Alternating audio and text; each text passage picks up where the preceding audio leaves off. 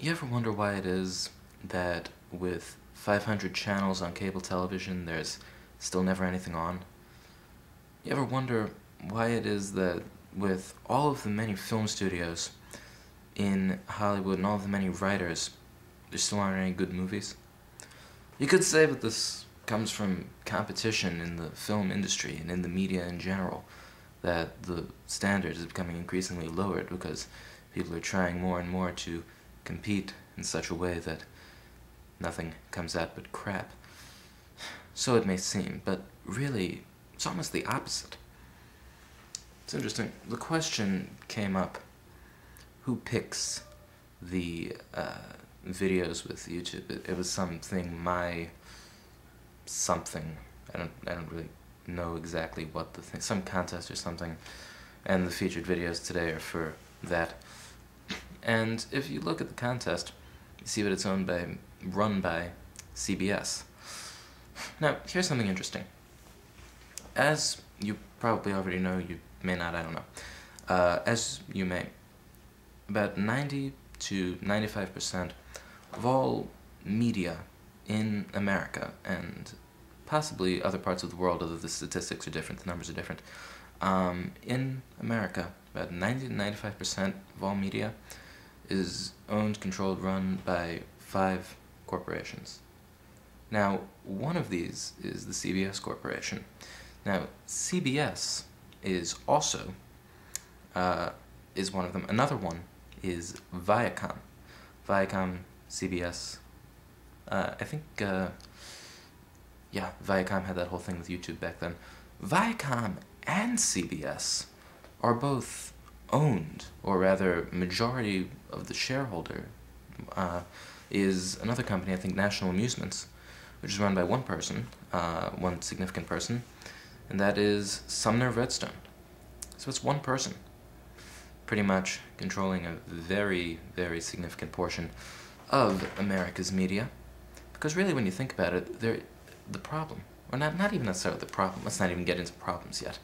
The fact of the matter is that the American media is owned by such a small group of people that competition is unnecessary, that they're almost entirely in the same boat. You know, you have all these different channels, but in the end they're all owned by the same people. I mean, honestly, CBS is the CBS Corporation, ABC is owned by Disney, so in a way CBS is owned by Viacom. Warner Brothers is owned by Time Warner. The CW network, which is new-ish, is actually a merger between CBS and Time Warner, to the extent that you have something like, you watch a television show, and this is actually true, and you see in the closing credits that it's distributed by Warner Brothers, which is Time Warner, and Viacom, and yet it airs on ABC, which is a subsidiary of Disney. And then there's also a News Corporation, Rupert Murdoch, you may think of when you think of media. He's actually not even entirely, he owns Fox, 20th Century Fox. The name, I'm sure everyone knows. I mean, this makes Hearst look laughable. Just dwarfs in comparison. Paramount, owned by, I believe, I forgot who Paramount is owned by. It's owned by the same person as DreamWorks. I think it's Viacom. Same people who own MTV. USA is owned by NBC Universal. Universal is also owned by NBC Universal. I wonder if NBC Universal is owned by someone else. I'm not entirely sure, which is why Law & Order Criminal Intent was able to jump from NBC to the other. Now, there's also TNT, is a cable station, on which they advertise for NBC, so I'd assume that they are probably interrelated with NBC Universal. I'm not entirely sure. Comedy Central and MTV are Viacom. I don't even have to... Spike, I think, is also Viacom. Bravo shows Law & Order. They're probably... See, here's the thing. It's gotten to the point that at any time of the day, on any day, you can see a repeat, an episode of Law & Order airing in real time on any channel. Not any channel, but on at least one channel at any time. Because NBC owns so many different things that they could just air it somewhere whenever you want. A&E. I'm wondering who owns A&E. But this isn't just a list, this video. But just remember, also, even so, these companies aren't even competitive, you know?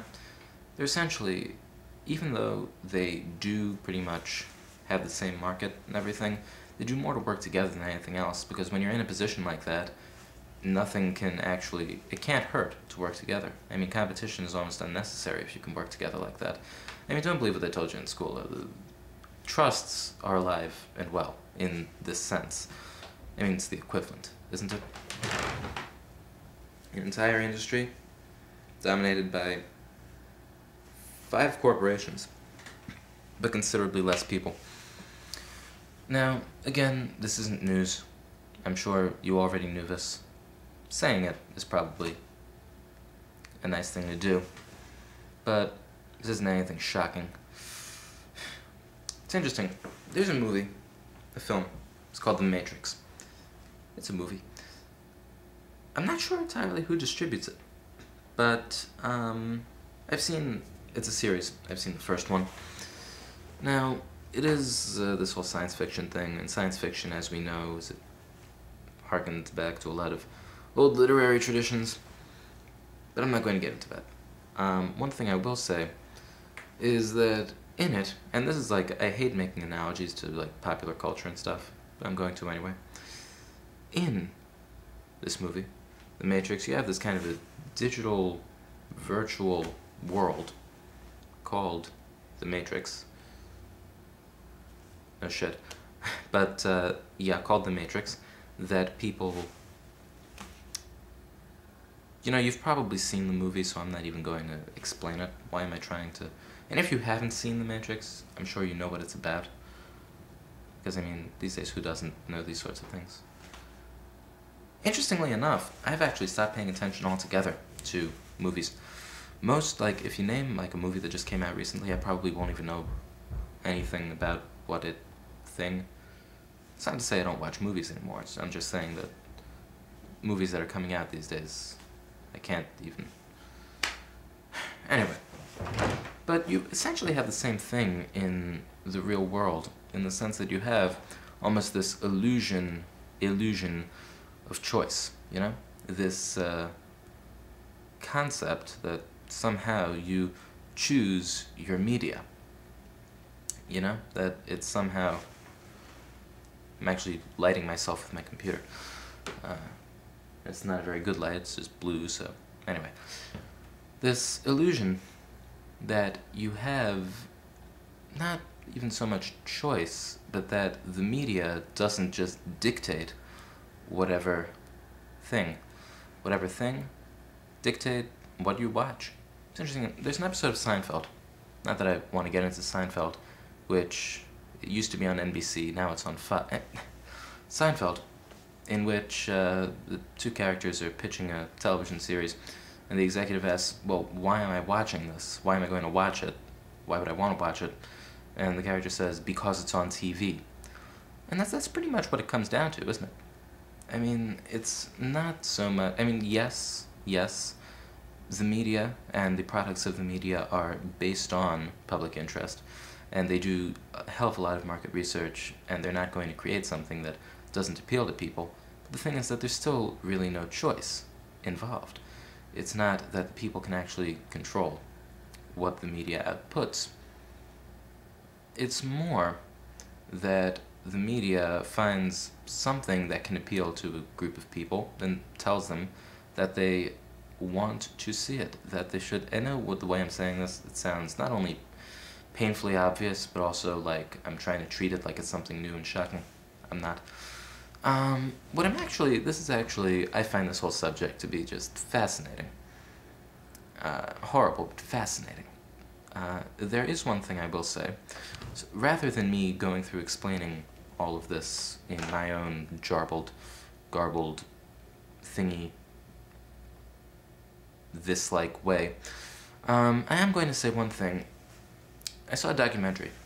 This is just one that I'm going to mention here because I think it deals with what I'm talking about now pretty nicely. I saw it fairly recently.